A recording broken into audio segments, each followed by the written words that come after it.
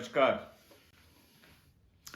सावरकर समर्थक लोग अक्सर नेहरू पर आरोप लगाते रहते हैं। पिछले वीडियो में आपने देखा भी होगा, जो गलत आरोप नेहरू पर लगाया था योगी जी ने, और उसका मैंने जवाब दिया था। और उसमें सारा खेल ये होता है कि नेहरू हिंदू नहीं थे या नेहरू हिंदुओं की इज्जत नहीं करते थे, वगैरह वगैरह वगैरह। लेकिन ये लोग अपने जो गुरु हैं, अपने जो देवता हैं विनायक दामोदर सावरकर, उनकी जो धार्मिक समझ थी या उनकी जो धार्मिक सोच थी, उस पर कभी ध्यान नहीं देते। तो आज मैंने सोचा कि आप लोगों से डिस्कस किया जाए कि सावरकर गाय पर कैसी नजर रखते थे, गाय को वो क्या समझते थे। असल में सावरकर समग्र छपा है दिल्ली के प्रभात प्रकाशन से। इसकी भूमिका जिन लोगों ने लिखी है, संकलन जिन लोगों ने किया है, वो सावरकर समर्थक लोग हैं। अगर आप इसकी भूमिका पढ़ेंगे तो उसमें सावरकर की अनन्य बड़ाइयां हैं। कवर आप देख रहे हैं तो ये पूरी तरह से सावरकर समर्थकों का किया हुआ संकलन है, सावरकर के अपने लिखे का। इसमें खंड 7 में विज्ञान निष्ठ निबंध कुछ संकलित हैं, और इन्हीं निबंधों में कुछ निबंध जो हैं वो गाय से संबंधित हैं, कि गाय पर सावरकर ने गाय को केंद्रित करके कुछ निबंध लिखे हैं। मैं उन्हीं निबंधों में से कुछ उदाहरण दे रहा हूं। जो पहला निबंध है उसका शीर्षक है गोपालन हो गो पूजन नहीं, यानी गाय को पालिए, गाय की पूजा न कीजिए। इसमें वो लिखते हैं, बल्कि पूछते हैं कि गाय एक उपयोगी पशु है, इसलिए हमें प्रिय लगती है, यह बात निर्विवाद है। किंतु जो गो भक्त उसे कृतज्ञता से देवी समझकर पूछते हैं, उन्हें भी वह पूजा योग्य है या नहीं। दरअसल सावरकर की जो हिंदी थी उस पर मराठी का नेचुरली काफी प्रभाव था, काफी असर था, और या फिर काफी कुछ जो है वो मराठी से अनुवाद किया गया है, तो मराठी जो वाक्य संरचना होती है उसका काफी असर है। तो जो उनके सवाल जवाब इसमें है उसको भी पढ़ते हुए आपको ये समझ में आएगा। आप देखिए वो क्या कहते हैं। वो कहते हैं कि मनुष्य को गाय का अधिकाधिक प्रत्यक्ष उपयोग यदि करना है तो उसे देवी समझकर गोपूजन की भावना पूर्णतः त्याज्य, यानी त्यागने योग्य है, यह हमें मानना होगा। गाय तो प्रत्यक्ष पशु है। मनुष्यों में निर्बुद्ध लोगों जितनी बुद्धि भी जिसमें नहीं होती, ऐसे किसी पशु को देवता मानना मनुष्यता का अपमान करना है। ये सावरकर जी कह रहे हैं। आगे कह रहे हैं कि मनुष्य की तुलना में सद्गुणों में और सद्भावना में जो उच्चतर होते हैं, ऐसे प्रतीक को एक बार देव कहा जा सकता है। परंतु जो नोकदार सींग, गुच्छदार पूंछ, इनके अलावा जिस गाय में मनुष्य से भिन्न बताने योग्य कोई आधिक्य नहीं, मतलब मनुष्य से बेहतर कोई गुण नहीं है, मनुष्य को उपयुक्त करके जिसका गौरव मनुष्य को लगती है, ऐसी गाय को या किसी पशु को देवता मानना मनुष्यता का ही नहीं, अपितु देवत्व को भी पशु की अपेक्षा हीन मानना है। यानी वो स्पष्ट रूप से कह रहे हैं कि जो गौ माता का पूरा मामला है, जो गाय को देवी बना के पूजने का पूरा मामला है, वो गलत है।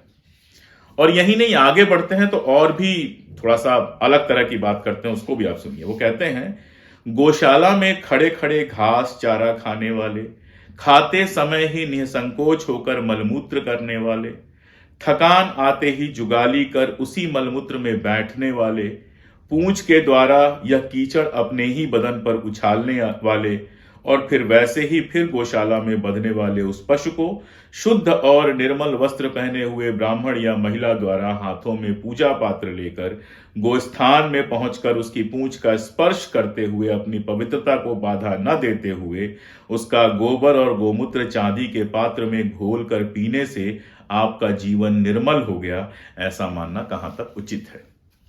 यानी सीधे सीधे इस अपने लेख में वो गाय के ऊपर, गाय की जो पूजा होती है उसके ऊपर सवाल उठा रहे हैं। एक वैज्ञानिक दृष्टि हो सकती है कि गाय केवल एक पशु है, लेकिन भारत में गाय का जिस तरह से सम्मान है, मैंने अक्सर जो नास्तिक लोग हैं, जो बहुत वैज्ञानिक सोच का कहते हैं अपने आप को, उनको भी गाय के लिए इस तरह के शब्दों का प्रयोग करते हुए नहीं देखा है। एक जगह वो लिखते हैं कि पाठकों को यह सुनकर आश्चर्य होगा कि गाय मनुष्य के लिए नहीं, परंतु मनुष्य गाय के लिए है। इसके अलावा गोहत्या के सवाल पर भी वो बात करते हैं, और वो जो बात करते हैं बड़ी आश्चर्यजनक है। आप सुनिए। गोहत्या का पाप, गोपूजन का पुण्य, बस गोहत्या ही पाप क्यों? भैंस हत्या या गधे की हत्या पाप क्यों नहीं? बल्कि आप देखते हैं कि वो गाय की आलोचना करने के लिए गधे की तारीफ करना शुरू कर देते हैं। आप पढ़िए, आपको आनंद आएगा सुन के। वे कहते हैं गधा इतना उपयुक्त और इतना प्रामाणिक, इतना सहनशील कि उसको पशु न मानकर देवता मानना चाहिए था। क्या किसी ने गधा गीता लिखकर गधा पूजन संप्रदाय निकाला है? गो पूजा का मजाक उड़ाते उड़ाते वो वहां पहुंच जाते हैं कि गधे को ले आते हैं और वो कहते हैं गधा जो है वो गाय से ज्यादा उपयोगी है, तो गधा पूजा की जानी चाहिए, गधा की गीता लिखी जानी चाहिए, गाय की नहीं। अगला जो लेख है उसका शीर्षक है गोग्रास। गोग्रास में जो वो लिखते हैं वो मैं आपको सुनाता हूं। वो कहते हैं कि गाय का कौतुक करने हेतु उसके गले में घंटा बांधिए। गाय से खेलने के लिए, कौतुक करना मतलब खेलना, गाय का कौतुक करने के लिए उसके गले में घंटा बांधिए, परंतु भावना वही होनी चाहिए जो कुत्ते के गले में पट्टा बांधते समय होती है। भगवान के गले में जो हार डालते हैं उस भावना से नहीं। ये पढ़कर मेरे जैसे व्यक्ति को भी अजीब लगा, जो गोपूजा वगैरह का कंसेप्ट जो है वो अलग तरीके से देखता हूं मैं, तो मुझे भी अजीब लगा कि आप गाय और कुत्ते को कैसे एक साथ कर सकते हैं। आप ये कैसे कह सकते हैं कि गाय के गले में पट्टा वैसे बांधिए, गाय के गले में घंटा वैसे बांधिए जैसे कुत्ते के गले में घंटा बांधते हैं। लेकिन सावरकर जी ऐसा सोचते थे।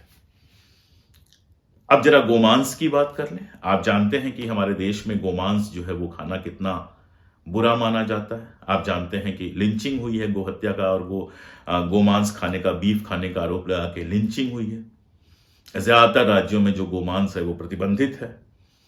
लेकिन सावरकर साहब क्या कहते हैं वो सुनिए। वो कहते हैं जैसे मनुष्य के लिए एक उपयोगी पशु है गाय, इसलिए उसकी हत्या नहीं होनी चाहिए, इसके विपरीत यह पशु उपयुक्त न होते ही हानिकारक होगा, उस स्थिति में गोहत्या भी आवश्यक है, ऐसा जवाब विज्ञान देता है। यानी वो कहते हैं कि गाय जब अनुपयुक्त हो जाए, सीधे शब्दों में कहें तो वो कहते हैं कि गाय जब दूध देना बंद कर दे तो उस समय उसकी हत्या कर देना उचित है। आप सोचिए, जो लोग इतनी ज्यादा, जो सावरकर के भक्त हैं, गो पूजा वगैरह की बात करते हैं, गोहत्या पर उनके गुरु का दृष्टिकोण क्या है, ये आप सुनिए और समझिए। और मैंने आपको बताया कि ये सब कुछ जो मैं बता रहा हूं वो सावरकर के अपने लिखे लेखों से बता रहा हूं, जो सावरकर समग्र में छपे हुए हैं प्रभात प्रकाशन से, उसके खंड 7 में। अब मांसाहार पे बात करते हुए एक और लेख में, जिसके लेख का शीर्षक है धर्म के पागलपन के विष को नष्ट कर सकेगा विज्ञान बल, इस लेख में वह मांसाहार के सवाल पर बात करते हुए गोमांस पर एक बार फिर बात करते हैं। मैं वो पूरा पैरा पढ़ लेना चाहता हूं। तीसरा उदाहरण मांसाहार का देखिए।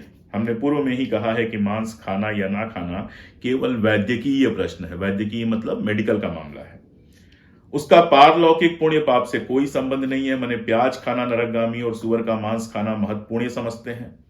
अन्य स्मृतियों में इसके विपरीत स्थिति है। इसी प्रकार गोमांस की बात है, वह वैद्यक, आर्थिक और अंशतः ममता का प्रश्न है। वह एक दुधारू पशु है, उसमें भी गाय और भैंस को नहीं मारना चाहिए, यह उसका आर्थिक पहलू है। पालतू और मनमोहक प्राणी गाय, कुत्ता, घोड़ा, तोता यथासंभव पालने योग्य हैं। इसलिए मनुष्य की हानि न होती हो या राजकीय दृष्टि से अपरिहार्य हो तो गोमांस खाने में कुछ पाप है, ऐसा मन में लाने का कोई कारण नहीं। अमेरिका स्वयं गोमांस रक्षक है, तो वहां की गाय का मांस उनके द्वारा पकाया हुआ हमें खाने में क्यों खराब लगे? आप अगर इसको देखेंगे तो ये बहुत चौंकाने वाली बात है। और ये जो पूरी व्हाट्सएप यूनिवर्सिटी चलती है, जो दिन रात नेहरू के खिलाफ, गांधी के खिलाफ, बाकी लोगों के खिलाफ हिंदू विरोधी होने का, हिंदू मान्यताओं के विरोधी होने का आरोप लगाती रहती है, वो व्हाट्सएप यूनिवर्सिटी इस पर कभी ध्यान नहीं देती कि उनके जो अपने गुरु हैं, जो पुरोधा हैं सावरकर, वो धर्म के मामले में किस तरह का विचार रखते थे। खासतौर पे गोहत्या को लेकर, गोमांस को लेकर, गोपालन को लेकर, गोपूजा को लेकर जो उनके विचार थे वो मैंने आपको बताया। एक कहावत है, पर उपदेश कुशल बहुतेरे। तो जो लोग गांधी पे, नेहरू पे, बाकी लोगों पे लगातार हिंदू द्रोही होने का, हिंदू परंपराओं के विरोधी होने का सवाल उठाते हैं, उनको एक बार सावरकर का अपना लिखा पढ़ना चाहिए, एक बार उनके अपने लिखे से पढ़कर गुजरना चाहिए। और ये ढूंढना कोई मुश्किल काम नहीं है। अगर ये किताब अपना खरीद पाए, 10 खंडों की है, तो savarkar.org पर जाइए, जो उनकी आधिकारिक वेबसाइट है, वहां पर भी ये लेख निश्चित रूप से होगा, क्योंकि उनका कंप्लीट वर्क वहां पे संकलित है। इसके अलावा भी उनका कोई कंप्लीट वर्क आपको मिल जाए तो ये लेख ढूंढ के पढ़िए और जानिए कि दूसरों पर कीचड़ उछालने वाले लोगों के खुद धार्मिक विचार कैसे थे। आज बस इतनी ही, बाकी बातें फिर कभी करूंगा। नमस्कार।